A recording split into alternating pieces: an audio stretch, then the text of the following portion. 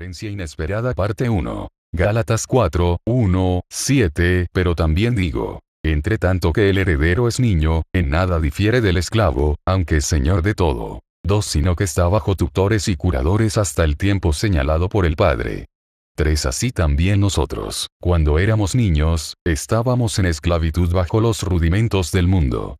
4. Pero cuando vino el cumplimiento del tiempo, Dios envió a su Hijo, nacido de mujer y nacido bajo la ley. 5. Para que redimiese a los que estaban bajo la ley, a fin de que recibiésemos la adopción de hijos. 6. Y por cuanto sois hijos, Dios envió a vuestros corazones el Espíritu de su Hijo, el cual clama, Abba, Padre.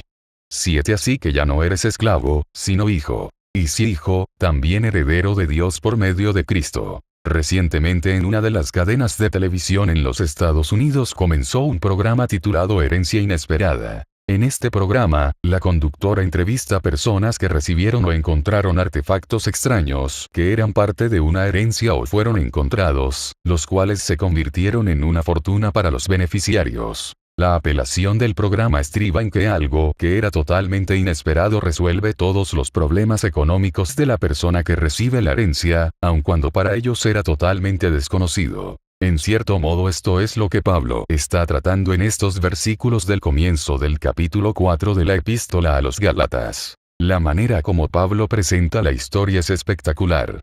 Hay dos categorías de personas que heredarán juntos. Son totalmente diferentes, pero al final, ambos heredarán. Según Pablo, los judíos creyentes en Cristo y los gentiles que han creído al Evangelio, tienen diferentes historias, pero nada de eso es importante cuando están en Cristo.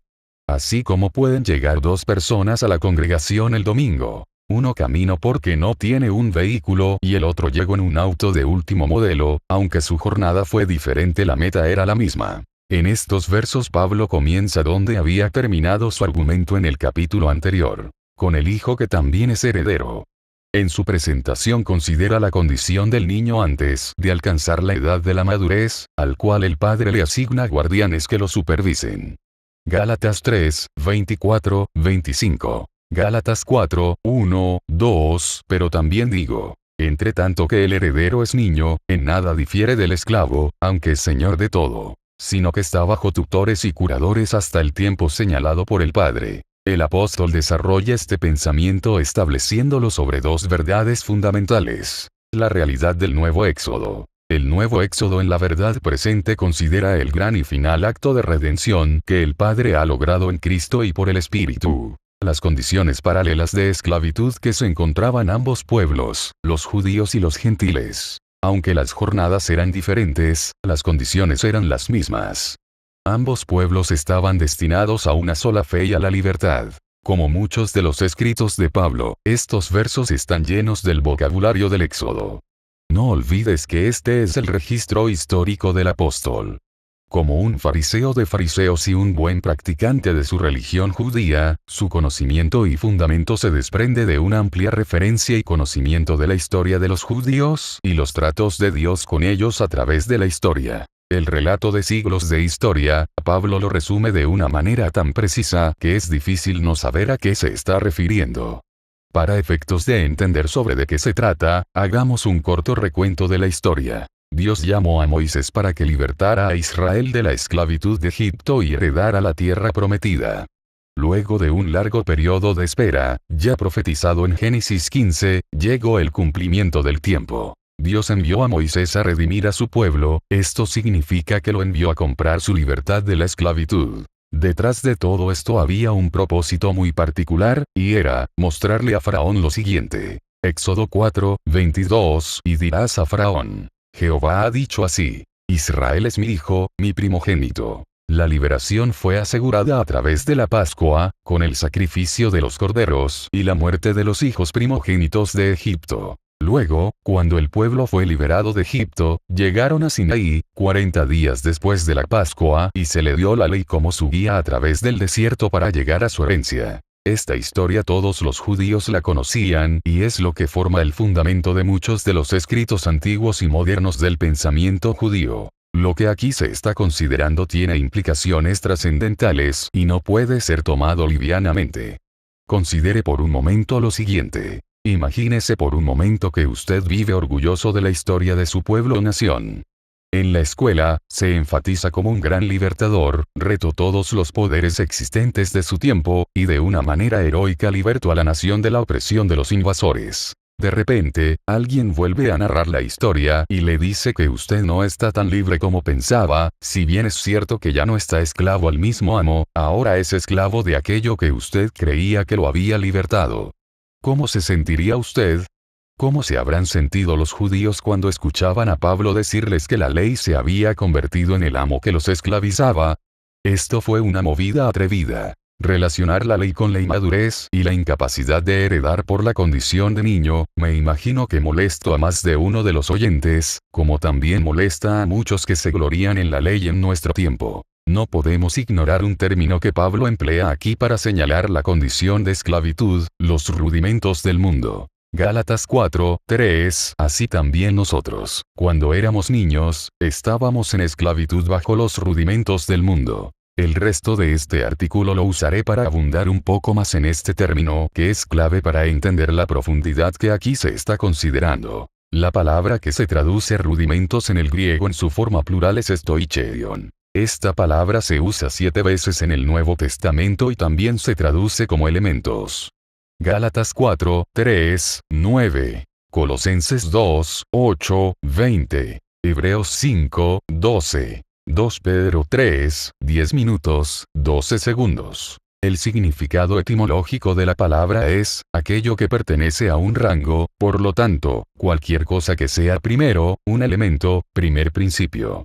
Un ejemplo de esto es, las letras del alfabeto.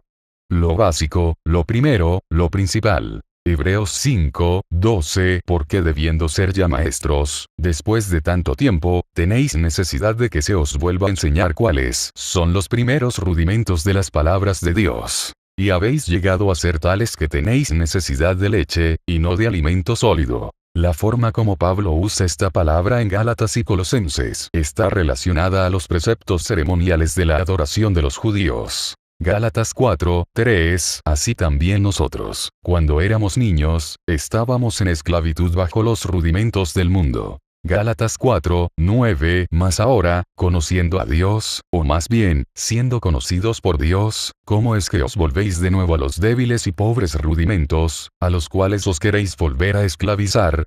Gálatas 4:10. Guardáis los días, los meses, los tiempos y los años. En el Concilio de Jerusalén en Hechos 15:10, esto se considera de la siguiente manera. Ahora, pues, ¿por qué tentáis a Dios, poniendo sobre la cerviz de los discípulos un yugo que ni nuestros padres ni nosotros hemos podido llevar?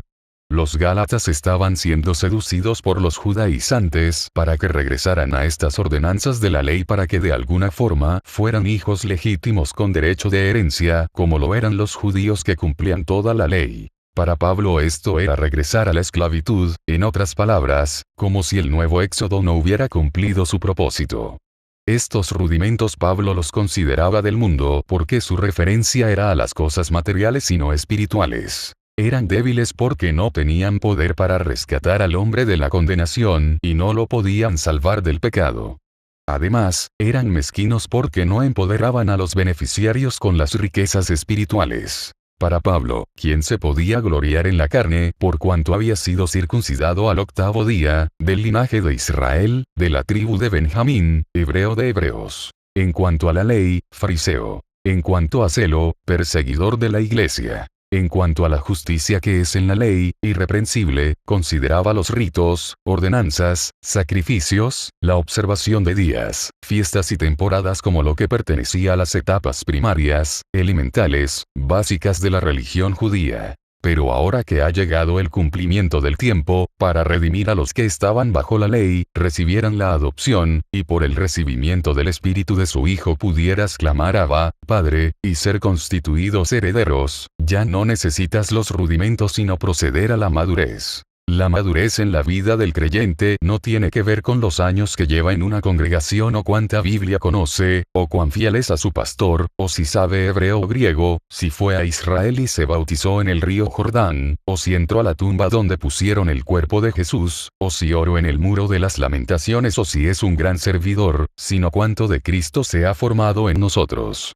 Entienda que no hay nada malo con ir a Israel, o saber hebreo o griego, o orar en Israel, el punto es que nada de eso es necesario o le suma a su vida espiritual. Con lo que sí puede regresar es con una deuda si no presupuesta bien el viaje. En Cristo usted está completo, así que vaya y haga el viaje. Yo no he ido, disfrútelo, pero no piense que viene con algo espiritual que antes de ir no tenía. Venga con lindos recuerdos, para seguir siendo formado en Cristo.